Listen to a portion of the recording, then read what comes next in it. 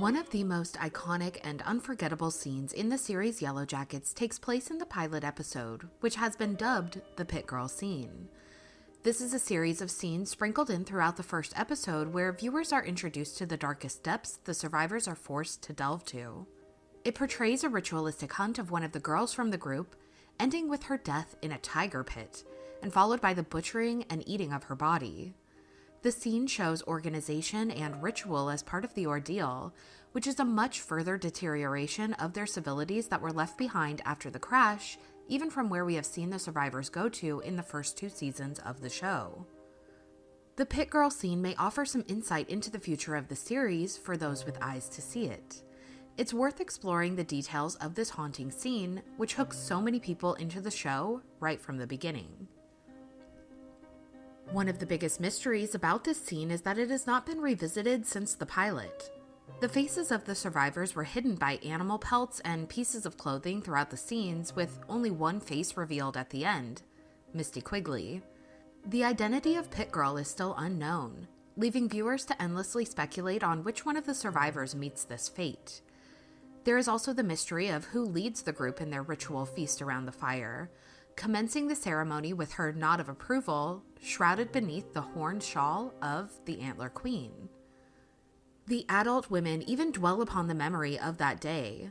Throughout the pilot episode, the Pit Girl scenes are connected by J-cuts to the adult women recalling that day specifically, whether when Shauna cracked open her safe and brought out her old journals, when Nat meditated on the memories while in rehab, or when Misty served Mrs. De Janeiro, just as she had served her friends at the feast.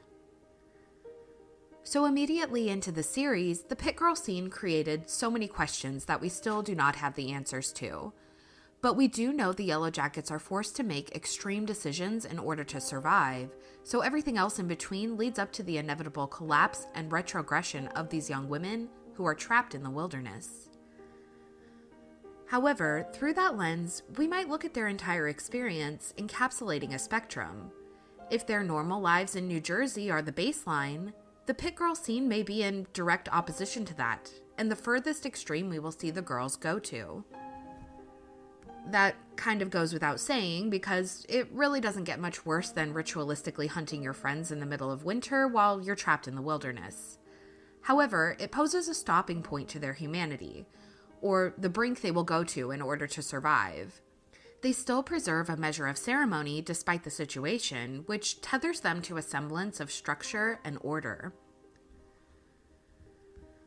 The Feast of Pit Girl shows 7 people seated around a fire, with 1 additional person serving them, so that would make 8 survivors total after the loss of Pit Girl, God's rest her soul. However, in the adult timeline, we have Lottie, Van, Ty, Misty, Nat, Shauna, and Travis. Only 7 people, which may indicate that there is still another adult survivor yet to be introduced in the show. Many people have speculated on this, though it would be questionable that this other person was not mentioned at all in season 2 when the women were together. Now, we need to do a bit of math here. The girls survived for 19 months in the wilderness, so if we calculate from the time we know they crashed, which was May 29th, 1996, 19 months from that time would put them in late December of 1997, in the middle of winter. Based on that, I believe that the Pit Girl scene takes place on the very same day or directly prior to when the girls are rescued. The timeline adds up to 19 months after the girls went missing, based on the deep winter atmosphere that they are in throughout the Pit Girl scenes.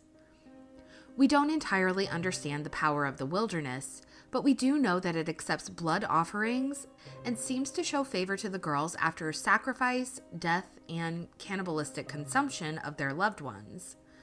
The wilderness seems to be connected to or inspired by Dionysian ritual based around the Greek god Dionysus, which is referenced in the Bacchanal scene in season 2 while the girls consumed Jackie's body.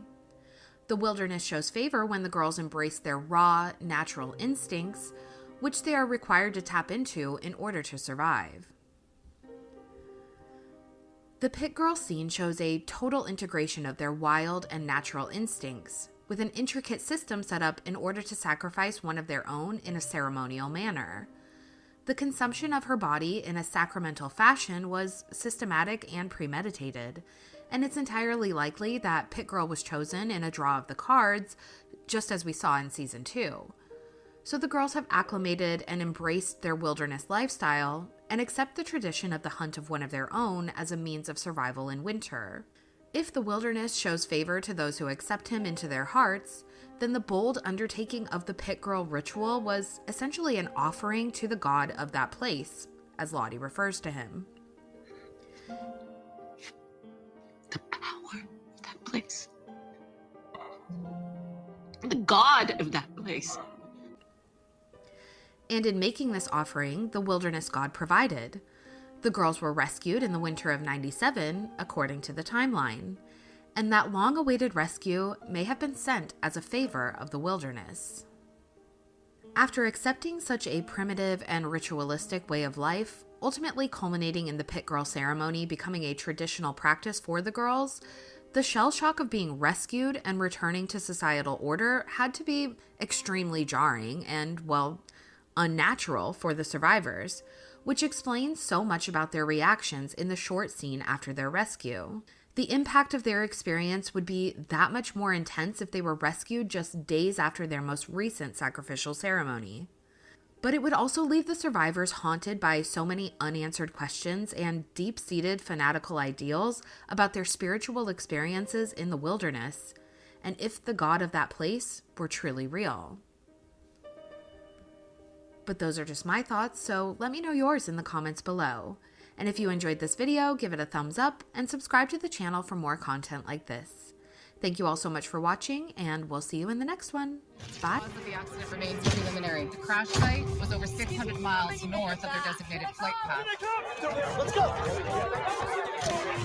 Because it isn't real. It isn't real. I'm not worried that I'm ill. I'm worried that I've never been ill. It's like it sent them here to show me that it was real.